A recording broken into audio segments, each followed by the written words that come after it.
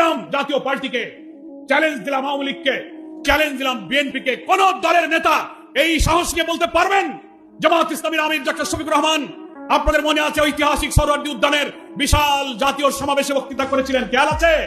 অনেকে গিয়েছেন, অনেকে দেখেছেন টেলিভিশনে। বক্তৃতা করতে গিয়ে উনি অসুস্থ হয়ে 2 বার পড়ে গিয়েছিলেন, মনে আছে? বসে পড়ে কিছুক্ষণ আবার তিনি বক্তৃতা করেছিলেন। সেই বক্তব্য এখনো কিন্তু গণমাধ্যমে আছে। সেখানে তিনি বলেছিলেন দলের নেতা হিসাবে, সেই কথাটা আমি সব দলের নেতাদেরকে আজকে শুনতে বলবো, সাহস থাকলে সেই চ্যালেঞ্জ গ্রহণ করুন। উনি বলেছিলেন বাংলাদেশে যদি জামাত ইসলামীর হাতে আল্লাহ তাআলার দিন বিজয়ী করার জন্য জনগণ রাষ্ট্র ক্ষমতা দেয়, আমরা শাসক হব না, আমরা সেবক হব। তিনি বলেছিলেন নির্বাচিত জামাতের কোন এমপি মন্ত্রীরা সরকারের কোন ট্যাক্স ফ্রি গাড়ি, সরকারের কোন প্লট ফ্ল্যাট কোনো কিছু গ্রহণ করবে না। অন্য দলের লোকেরা এই কথা বলতে পারবে না, কারণ বলবে যে এই যদি না নিলাম তো ভোট করে লাভ, যে জন্য করলাম তাই তো হইল না।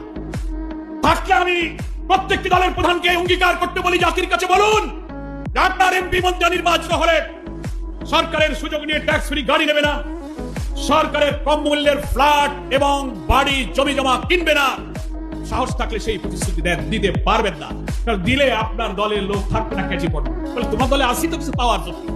তারপরে ডাক্তার শফিকুর রহমান বলেছিলেন হ্যাঁ, উন্নয়নের কাজের জন্য সরকার অনেক সময় অর্থ বরাদ্দ দেয়, রাস্তাঘাট, ব্রিজ, কালভার্ট, বিদ্যুৎ, স্কুল কলেজের উন্নয়নে অনেক টাকা এমপি মন্ত্রীদের কাছে আসে।